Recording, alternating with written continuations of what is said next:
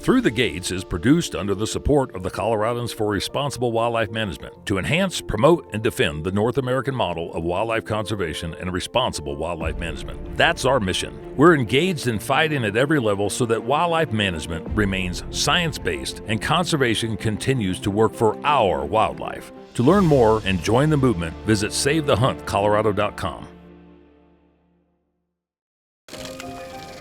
The North American model of wildlife conservation is the greatest conservation model in the world. It's a success story that should be shared and celebrated because everybody is a part of it. So we're here for another update of Through the Gates to Save the Hunt.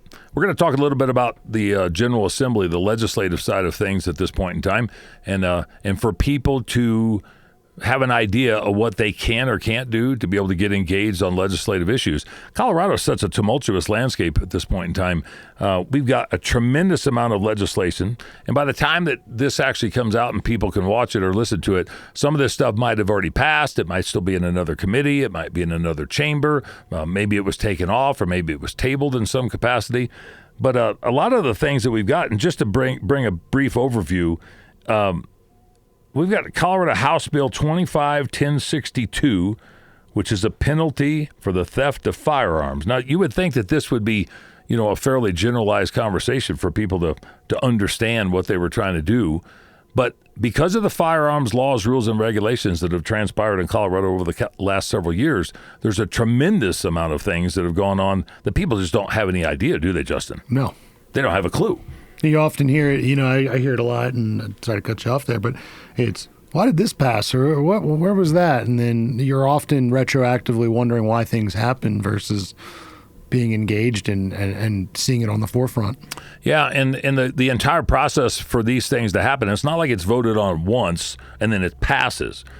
If the issue is raised in, let's just say, the Senate, it goes through a committee. And then there will be potential amendments. And once they get through the process of that entire component for the Senate, then it has to go to the full Senate floor. And then it would get voted on. If it passes there, then it would be sent to the House, and then it has to go through a committee. In the meantime, there might be amendments to different things at different levels, but it has to pass the committees before it goes to the full floor in each chamber. And once it does that, then it still has to go through another test or a trials and tribulations to see if the governor is going to sign it or not. We'll go in through some of the things that most of these, if they don't fail, will take quite a bit of time for people to be able to be observant of. But it's not just Colorado. It's all the general assemblies that are going on right now. I mean, Wyoming, for instance, has a 40-day session. Colorado's got a 120-day session. Arizona's got bills that have come up and pertaining to hunting and fishing stuff.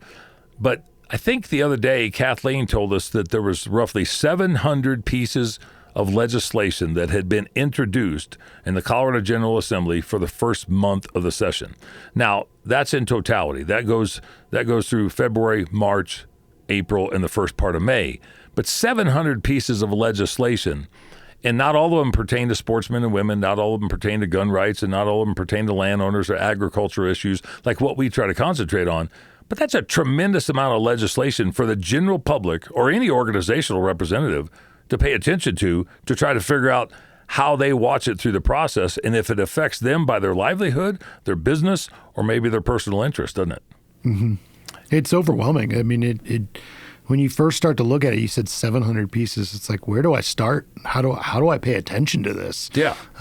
So if you're just now looking at it or saying, I need to get involved or I need to start paying attention, I mean, there are ways things you can do to help you, but boy, it's a daunting task, and I think it almost seems like it would put some people off. Yeah, and if you look at some of the things that have come up, one of the most contentious pieces of legislation was Senate Bill 003, which was the semi-automatic detachable magazine firearm ban. And while it went through pretty unscathed to start with, they had a lot of support, a lot of sponsors. It ran into some hurdles and maybe a buzzsaw. By the time that this update actually airs, we probably will know better if that particular piece of legislation had passed or not. There was threats or assertions, I don't want to say threats, but assertions that the governor might veto it unless specific amendments were added to it. But that was one of the most contentious ones. And as I mentioned, the penalty for theft of firearms. But then if you look at, the requirements for sale of firearms ammunition, that one's House Bill 25-1133. That would make it illegal for ammunition to be purchased unless you were over 21 years of age. It would also require the dealers themselves to have some specific requirements on their place of business, whether it's a Big R or a Murdoch's or Bass Pro or a small gun shop or a pawn shop. Anybody that would sell the ammunition would have to comply with additional regulations to display and then turn around and show and sell that ammunition. But it's funny because the age of 18, people can vote and they can turn around and go serve their country.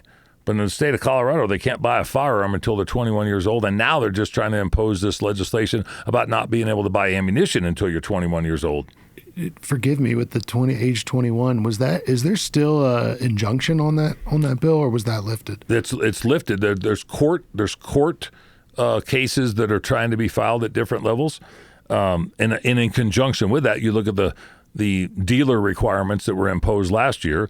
For those people that don't know, there's a federal firearms license requirement for people to deal in firearms that's imposed by the federal government, the alcohol, tobacco, and firearms. Well, Colorado, they were so nice to impose that in a state permit in addition to the federal permit, but the state permit has not been fully applicated or applicable at this point in time because they don't have the division created, they don't have the people staff, they haven't worked appropriately through the channels to be able to get it done.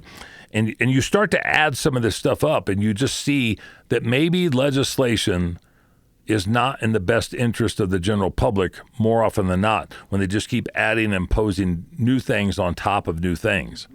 Some of the other stuff that we've looked at, this is kind of a funny one in my mind because agricultural buildings are exempt from energy use requirements. Well, agricultural buildings could be a turkey farm, or it might be a barn, or it might be a place where somebody stacks hay.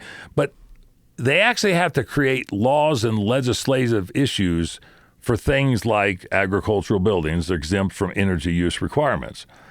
Then there's things about the mining, reclamation, and interstate compact. That's not going to affect most sportsmen and women. Allow a credit union to purchase bank assets. That's not really going to affect sportsmen and women. You get into health-related research of test subjects. That could or couldn't be. The Department of Agricultural Supplemental Bill, which is SB 25088. There was another one on here that I wanted to point out, and it is, House Bill 25-1134, which is insect production for human consumption. So this particular administration has showed displeasure or disfavor for the agricultural industry. But now they want to turn around and allow people to raise bugs, which I'm a pest control operator, so insects, bugs, whatever you want to call it, so we can utilize that for human consumption. If somebody wants to testify and participate on any of this or any of the other variety of different things and pieces of legislation that would come out, whether it pertains to sportsmen and women or not, what would be the best piece of interest or advice that you, who've done this many, many times, to think about getting engaged, whether it's virtually or otherwise, and get their voice heard at the Capitol?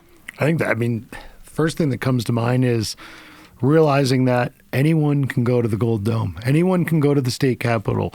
You'll go through a metal detector. It's not this, it's not this secretive place that we're not allowed to go to. I mean, I look forward to taking my kids down there one day and showing them so that they can engage in their civic duty and understand that this is a place for our voices to be heard.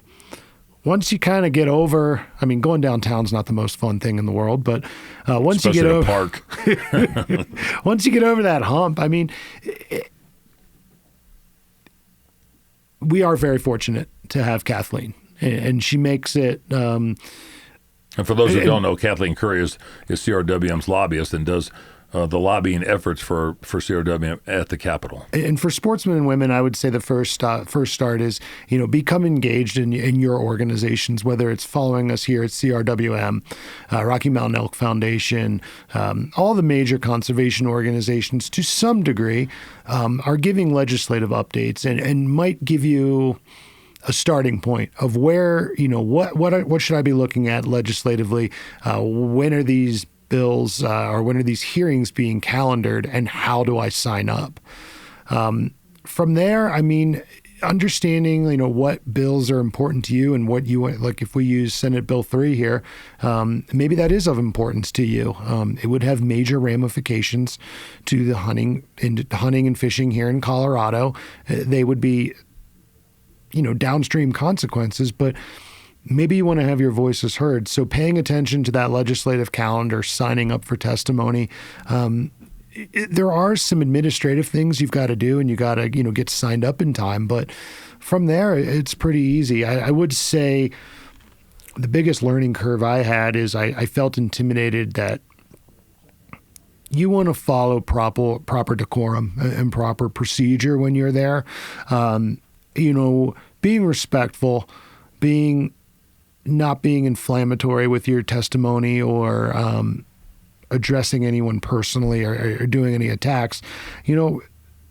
Speaking from your experiences, maybe one of your, in fact, actually, let me take a step back, Dan. I think one of the things you've said to many people in your engagements is, who's your representative? Who's your senator? Yeah. So Yeah. I think, and that's been a learning curve over the last 15, 16 months, where you turn around and it's funny, and not to interrupt you, Justin, but people say, I do everything. I get involved at every level. And I'm like, what district do you live in? Well, I live in Longmont. Well, that's not a district. That's a town. Who's your state senator? Well, I think it used to be, and it doesn't matter who it used to be. That component right there shows the ineffectiveness or inefficiency on our part as a community, not just sportsmen and women, to know who we're supposed to be dealing with, who represents us, what district we live in, so we know what actions are being taken, and then how we engage at that level. Well, I think that's important. As we've seen, there's lots of ways you can go about it. I think the blitzing campaigns are, we're starting to see, approaching your elected representatives and being in their district is very important. So I would encourage everyone to go on the state's website and just type in your address, find out who your local representative and who your state representative is, and engaging them as their constituent. That's very important. But from there as well, and then why I say that is because maybe it is a wildlife bill and your representative is on the Senate Ag Committee, and understanding the committees and who they make up. If you're a constituent, they're going to want to hear from you. So it just highlights that a little bit more, that it's important to know who makes up the committees and is my representative on that committee. And does my representative or senator actually give a damn about who I am and what I value, what my concerns are? Because if you're a business owner, or maybe a ranch manager, or maybe you just teach at a local school or whatever, they need to know who their constituents are and what their constituents are made up of, because that's who elected them. And if one person out of 100 goes there and has that one opinion that resonates with that legislator, that might be enough information and enough input to be able to turn around and make or break whatever there might be at whatever level as well. When I said it, when you asked me that question to begin with too, I think sharing your experiences and how these proposed legislation, how does it affect your life or your business? I think those are the type of considerations that maybe I'm wishful thinking here, but I would hope that our elected officials are taking into consideration. But once you do it once or twice, you go down there, you get through the metal detector. I hate to say it almost becomes second nature. It really demystifies a lot of it. But the more folks are paying attention, the more folks are willing to participate, whether it's the commission level or at the legislature. I mean, the parallels are so similar, giving public testimony. I think we'll be better suited to tackle some of these issues, and we won't be in such a I guess, a reactionary phase of, well, how did that get passed, or why did this happen? Well, look, I wasn't social media oriented up until about January 1st of 2024. When we started the campaign on Initiative 91, which became 127. But if you look at what's been created with the Howl for Wildlife guys and a lot of these other organizations that are trying to emulate or duplicate not so much CRWM and what happened, but the momentum, the success, the messaging, the engagement. And if you look at things that we've dealt with here already, Ordinance 308, which was the ballot initiative in the city and county of Denver to stop the sale of fur. But it also included cowboy hats, fishing lures, and Native American crafts. I'm just reading through the Howl for Wildlife site, and if you look at the Conservation Coalition of Washington, opposed HB 1775, the prohibition of fur farming and the production of fur products. This will affect fly fishermen as well. If you look at things like opposed HB 1685 in the state of Washington. You look at that one there is shall support reform that empowers a functional, transparent commission. Coyotes in California and the commission are a solution in search of a problem. Howl saying take action. These are things that are going on a regular basis throughout the country, and it only continues to grow. And it's almost like a cancer. It's almost like locusts on a cornfield, that some of it happens because sportsmen and women, or the people that are interested in it that don't want it to happen, don't pay close enough attention, and the squeaky wheel gets the grease. What we're seeing is more and more people activate and get motivated on so many different levels, but the opposition, the antis, the extremists are doing the exact same thing. It's just that when they come to the table, they don't have the facts. They don't have the data. They don't have the science. They have emotion. They've got their personal opinion or perspective. If you look at the wolf bills that are coming up in Washington, I think it's HB 1311 and HB 1442. These are things to change the management and take it away from the agency, which a lot of people don't necessarily agree with the agency anyway, like a lot of the wolf proponents or the livestock industry doesn't agree with what Colorado Parks and Wildlife is doing. But the sportsmen and women can play the middle of the road. They can play the mediator, moderator, litigator, arbitrator, for one, because of the science that we support. For two, because of the funding that we put into that science-driven component of managing 961 species of wildlife. If you were to give advice to somebody and something was coming up of significant importance that they needed to pay attention to and maybe testify on, the difference between virtual testimony and in-person testimony, in your opinion, is what? I think it's night and day. And virtual testimony is great. A lot of people have physical limitations or, reasons they cannot attend, say, a meeting 3-4 hours away. So having that avenue for virtual testimony, I mean, if that's all you can do, virtual testimony is great. But there's a difference. The face-to-face interaction, the time commitment you show. I mean, I try to put myself in commissioner's shoes, and I look at the person sitting across from me, they might have drove 3 hours, from Denver down to Lamar. They might have drove over to the Western Slope to make their voices heard. To me, that shows passion. That shows someone's invested in this cause, and it helps make that human connection of the human element of it more. I mean, you said the antis are participating. I think the one thing we've got going for us is us as sportsmen and women, we are diverse. Not one of us does it for this. We all do it for our own reasons, and we have our own reasonings. I mean, the reason I hunt's different probably than the reason you hunt. Conveying that to the commission, conveying that to legislatures of how are these proposals, whether any decision you make, how does that affect me, my livelihood? And I want to share that with you because the decisions you make affect me and my family, whether you realize it or not. And I think you have a chance to really connect with them. And, you mentioned the antis again, coming out there and giving their testimony. My biggest piece of advice with any testimony is make it yours. Sure, you could look at talking points and use it as a guidance, but how does that affect you? Good point. Because when I listened to the majority of that testimony, coming from our opposition, the proponents of measures that you and I don't see eye to eye with, for them, they have bullet points and they have talking points and they have scripted testimony, because what you just said is make it from you, make it you. Well, they don't have you because they don't engage in it. They just want to stop it all. Their idea of getting us off the landscape and getting the bow hunters and the falconers and everybody else off the landscape is their perspective, is get it all off. They don't have a personal perspective except for get rid of it. I like to watch, I kind of look at it, I take a step back and I'm watching people give testimony, and I'll call a couple people out by name. You watch Justin Anglovich get up there and give his testimony at the latest commission meeting, and it's heartfelt. He's talking about him and his family and how things affect him.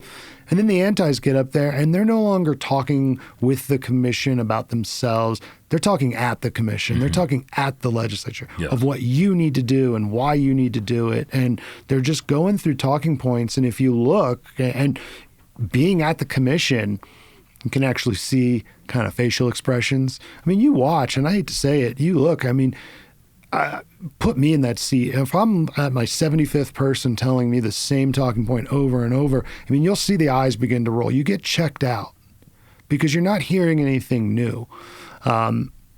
Everyone has the right to testify. I'm not taking that away from anyone, but let's bring better testimony forward so that the commission can actually take that testimony, evaluate it, and arrive at a better decision. Same with the legislature. Mm-hmm. The same old rhetoric over and over and over starts to fall on deaf ears. And as my wife said one time, she says, when you watch a newscast at 5 o'clock and they play the exact same thing at 5:30 and at 6 and at 6:30, and then you see it at 9:30 and 10, anybody that saw it at 5 typically doesn't watch it after that because they saw it once. I think that that's a good analogy, because the way that people talk at the commission or at the legislature is like that they think that with their 2 or 3 minutes of testimony that somebody's just supposed to jump up, applaud them, and then turn around and make the changes because they came in concern. They came and voiced their concerns. And I think that learning from what we've been able to learn for over the course of the last 15 or 20 years, just what you referenced about Justin, make it personal. And so with that, we've got another episode of Through the Gates coming up next week. We've got a couple long version episodes that are coming up. We've got some really good episodes. But Justin, we'd like to thank you for coming back in. We're going to keep utilizing you as much as you're willing to make the drive. Yeah, thank you. It's awesome to be here. Appreciate it. If you want to support a company that supported the efforts to defeat Proposition 127, then you need to support Davis Tent. Davis Tent has provided quality canvas goods for outdoorsmen for the last 50 plus years. For more information, go to davistent.com. If you want to support another business that was instrumental in helping us defeat Proposition 127, check out Salida Gun Shop. Salida Gun Shop in Salida, Colorado provides quality products, expertise, and knowledge from individuals that actually do what they sell. Go to SalidaGunshop.com. Listen to the advice of Cameron Haynes and support companies that are supporting your cause and your efforts. Minturn Anglers is one of those companies. Minturn Anglers provides product and fishing excursions in Colorado and are second to none. For more information, go to MinturnAnglers.com. Thanks for joining us for this episode of Through the Gates. For more content like this, make sure that you like, follow, and subscribe on all of our channels.